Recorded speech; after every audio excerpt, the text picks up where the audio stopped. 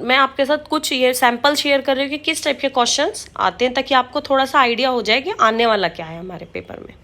जैसे भाषा की सबसे छोटी इकाई क्या है, वर्णों को निश्चित क्रम क्या कहलाता है, अनुस्वार युक्त शब्द कौन सा है। अब पतंग में मात्रा लगानी है, बच्चा ये देखेगा कि पतंग में कौन सी मात्रा लगती है, ए की लगती है, अंग की लगती है, छोटी ई की लगती है, बड़ी ई की लगती है। वर्णों के सही मेल से क्या बनता है, 4 ऑप्शन है, बच्चे को बताना है कि अगर हम वर्णों को सही मेल लगाएंगे तो उससे क्या बनता है। शब्दों के सही मेल से क्या बनता है, संयुक्त व्यंजन, इनमें से जैसे 4 व्यंजन दिए हुए हैं, अब बच्चे को ये बताना है इनमें से संयुक्त व्यंजन कौन सा है। जैसे इसमें से संयुक्त व्यंजन है त्र, तो बच्चा क्या त्र को टिक कर देगा। ई की मात्रा, ई की मात्रा इनमें से कौन सी है, छोटी ई की मात्रा, बच्चा इसमें से पहचानेगा और टिक करेगा। निम्न में से फल है, आलू, आम, मटर, टमाटर, बच्चे को जस्ट रीड करना है और ये बताना है कि इन चारों में से फल हम किसको बोलते हैं, आलू को बोलते हैं, आम को बोलते हैं, मटर को बोलते हैं, टमाटर को बोलते हैं। तो यहाँ पर क्या है, फल, टमाटर एक फल होता है। निम्न में से सब्जी है, सेब, आम, केला, मूली। अब यहाँ पे 4 चीज़ें दे रखी हैं, इनमें से एक है सब्जी और बाकी है अपना फ्रूट्स। तो बच्चे को क्या पहचानने कि इनमें से कौन से फ्रूट्स हैं। अगर बच्चे को अच्छे से फलों के और सब्जियों के हिंदी में नाम पता होंगे तो वो क्या करेगा, इस क्वेश्चन को इजीली अटेम्प्ट कर सकता है। चित्र में कौन सी सब्जी है, चित्र में आलू है, टमाटर है, मटर है, गाजर है, किस चीज़ की सब्जी है। तो बच्चे को क्या करना है कि इस पिक्चर को देखना है, आइडेंटिफाई करना है और आइडेंटिफाई करके रीड करके टिक करना है। नेक्स्ट है त जमा र जमा आ मिलकर कौन सा व्यंजन बनाते हैं। अब त जमा, बच्चा क्या करेगा, इसको रीड करेगा और फिर ये देखेगा कि ये तीनों मिलेंगे तो उसके बाद कौन सा व्यंजन बन जाता है।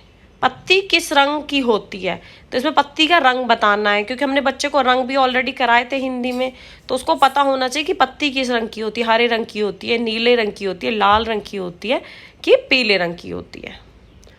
उ व उ की मात्रा किस वर्ण के बीच में लगती है। जो हमारे सिलेबस में था कि बच्चों को क्या होना चाहिए कि सब प्रॉपर प्लेसमेंट पता होनी चाहिए कि कौन सा स्वर किसके बाद आता है, कौन सा व्यंजन किसके बाद आता है और कब कौन सी मात्रा कब आती है। टमाटर किस रंग का होता है, टमाटर का रंग हमें बताना है कि टमाटर लाल होता है, नीला होता है, हरा होता है कि पीला होता है। जैसे टमाटर हमारा किस रंग का होता है, लाल रंग का। चित्र में कौन सा पशु दिया हुआ है, पशुओं के नाम बच्चे को हमने सिखाए थे, क्यों, क्योंकि उसमें सिलेबस में था। तो फिर इसमें से बच्चा पिक्चर देख लेगा, ये पिक्चर में हाथी दे रखा है हमारा, तो क्या करेगा, फिर पहचान लेगा कि हाथी है तो ये हाथी पे टिक कर देगा। एक सप्ताह में कितने दिन होते हैं, एक सप्ताह में कितने दिन होते हैं, 7 दिन होते हैं, तो बच्चा 7 को टिक कर लेगा। बुधवार से पहले कौन सा दिन आता है, इसके लिए क्या बच्चे को दिनों के नाम पता होने ज़रूरी है, तभी वो कर पाएगा कि बुधवार से पहले कौन सा दिन आता है। उसको पता होगा कि वेडनेसडे को बुधवार बोलते हैं और वेडनेसडे से पहले क्या आता है हमारा, ट्यूसडे, तो वो क्या करेगा, मंगलवार को टिक कर देगा। हिंदी वर्णमाला में कितने स्वर होते हैं, हिंदी वर्णमाला के स्वर व्यंजन टोटल होते कितने हैं, कौन से होते हैं, उनकी क्या क्या प्लेसमेंट होती, कौन सा किसके बाद आता है, बच्चे को ये भी पता होना ज़रूरी है। वर्ण को डैश भी कहते हैं, वर्ण को क्या कहते हैं ये बताना है, स्वर बोलते हैं, अक्षर बोलते हैं, ध्वनि बोलते हैं, व्यंजन बोलते हैं। शरीर का कौन सा अंग स्वाद चखने के काम आता है, तो बच्चे को पता होना चाहिए कि कौन सा शरीर का अंग है जिससे क्या होता है कि हम टेस्ट का पता लगाते हैं। रातें का एक वचन क्या होता है, रात, दोनों, रत, इनमें से कोई भी नहीं। चूहे का स्त्रीलिंग क्या होता है, चूहे का स्त्रीलिंग क्या होता है, चूहिया होता है, चूही होता है कि चूही होता है, तो बच्चे को पता होगा कि चूहिया होता है। मामा, शेर, भाई किस जाति का बोध कराते हैं। अब ये वाला जो क्वेश्चन है ये हमारा आया हुआ है लिंग बदलों से, कि ये कौन सा लिंग है, स्त्रीलिंग है कि पुल्लिंग है। बच्चे को ये पता होना चाहिए कि स्त्रीलिंग किसको बोलते हैं, पुल्लिंग किसको बोलते हैं, तभी वो इन क्वेश्चंस को कर पाएगा। एक वचन पर निशान लगाइए, एक वचन, बहुवचन, तब करेगा बच्चा, तभी इन वाले क्वेश्चंस को कर पाएगा कि इनमें से एक वचन बेटा है, एक वचन पुस्तकें हैं, एक वचन बच्चे हैं, एक वचन की लड़के हैं, एक वचन। अब ये जो नेक्स्ट क्वेश्चन है ये है शब्द भंडार के।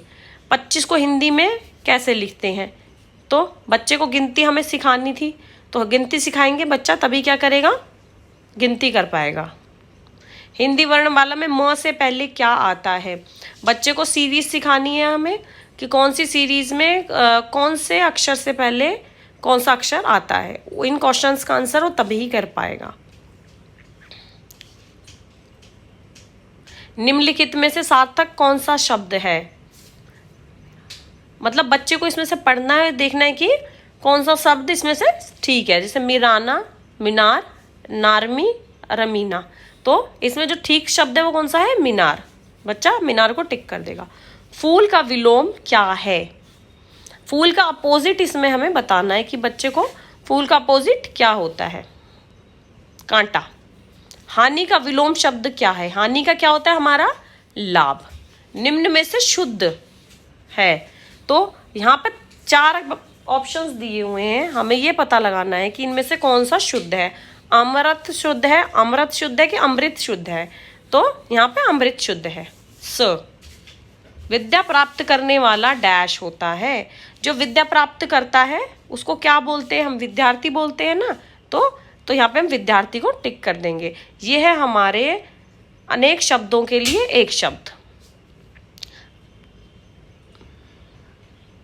नया का विलोम शब्द बताना है, लाभ का विलोम शब्द बताना है। सही शब्द का चयन करो। अब इसमें 4 शब्द दे रखे हैं, इनमें से हमें ये बताना है कि इनमें से सही कौन सा है। इसमें से बच्चे को क्या करना है कि पाठशाला में से जो ठीक शब्द है पाठशाला वर्तनी के हिसाब से, उसको क्या करना है? टिक करना है। अवसर का अर्थ बताइए। अवसर का मतलब क्या होता है? काम होता है, रास्ता होता है, छोटा होता है कि मौका होता है? तो अवसर का अर्थ क्या होता है? मौका। बच्चा क्या करेगा? मौके को टिक करेगा। आयु का अर्थ बताइए। उम्र होता है, चौड़ाई होता है, लंबाई होता है कि वजन? तो आयु का अर्थ होता है उम्र। इसमें अब नेक्स्ट है हमारे विशेष योग्यता प्रश्न। इसके लिए बच्चे को थोड़ा अच्छी डीप नॉलेज होनी जरूरी है। विलोम शब्द कौन से हैं? समान अर्थ वाले, अनेक अर्थ वाले या उल्टे अर्थ वाले? और हमें पता है कि विलोम शब्द क्या होते हैं? जिनके उल्टे अर्थ होते हैं। सही जोड़े की पहचान करो। इसमें आपको सही जोड़े पहचानने हैं।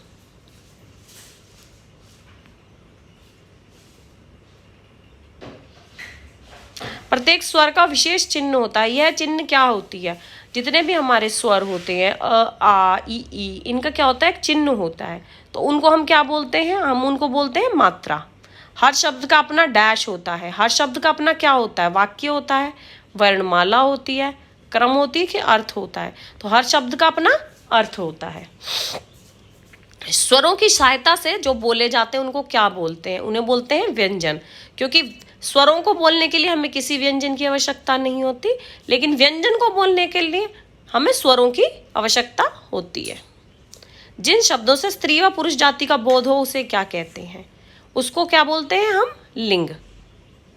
देखिए, जो ये वाले क्वेश्चंस अब हमने लास्ट में किए हैं, इनके लिए ना बच्चे के अंदर कॉन्सेप्ट की क्लियरिटी होनी बहुत ज़रूरी है।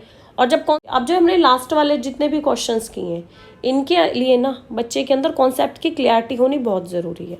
जब तक कॉन्सेप्ट की क्लियरिटी नहीं होगी तो वो ये नहीं कर पाएगा। और अगर कॉन्सेप्ट की क्लियरिटी होगी तो स्टार्टिंग के जो क्वेश्चंस है वो तो बहुत ईजीली कर जाएगा बच्चा।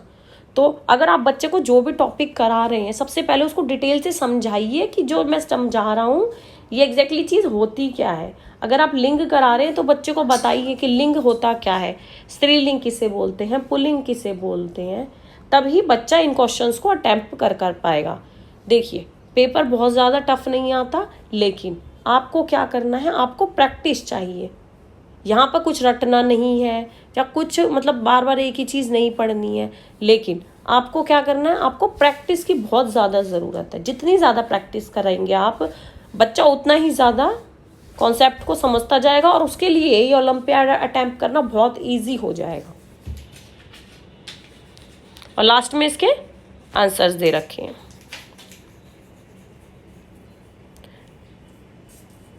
आई होप यह टॉपिक आपको क्लियर हो गया होगा।